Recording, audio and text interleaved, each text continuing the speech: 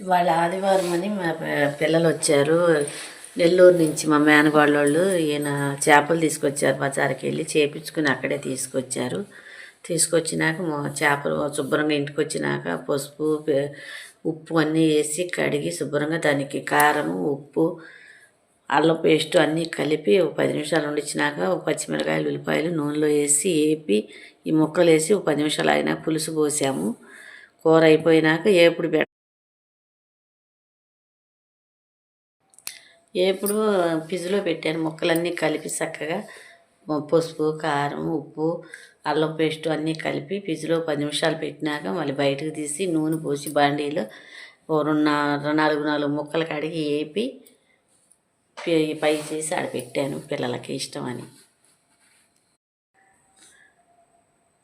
కూరలోకి చింతపండు పులుసు ఎక్కువ పోసుకోవాలి. చేపల కూరలో నీసు కూర కాబట్టి కారం ఉప్పు కూడా ఎక్కువ వేసుకోవాలి. అప్పుడు బాగుంటుంది. గుత్తంగా పోసుకోవాలి, నీళ్ళుగా పోసుకోకుండా. అది ఎంటెగర కొట్టుకుంటే చాలా బాగుంటుంది కూర 2 రోజులకైనా. ఉప్పు కారం తగ్గితే చివరిలో చూసుకోవాలి. చూసుకుంటే చాలిపోతే మళ్ళీ వేసుకోవాలి. నేను సుమారుగానే చూసేస్తాను సరిపోద్ది మామూలుగా. లేకపోతే చాలిపోతే తర్వాత చూసేస్తాను కూర. మా పిల్లలు కూడా బాగుంది మమ్మీ అని తింటూ ఉంటారు. మా మనవరాళ్ళు మా అల్లుడు మా కూతురు మా కోడలు అందరూ, మా మేనకోడ కూడా వచ్చింది. నా కూర అంటే ఇష్టపడతారు. మీరు కూడా చేసుకోండి. నచ్చితే లైక్ చేయండి, షేర్ చేయండి, సబ్స్క్రైబ్ చేయండి. అది ఆదివారం శనివారం సాయంత్రం మా పిల్లలు మా ఇంటికి వస్తారు. అల్లుడు కూతురు పిల్లలు కోడలు పిల్లలు మా ఇంటికి వస్తారు. మా బాబు లేడు, మా ఇంటికాడే ఉంటారు.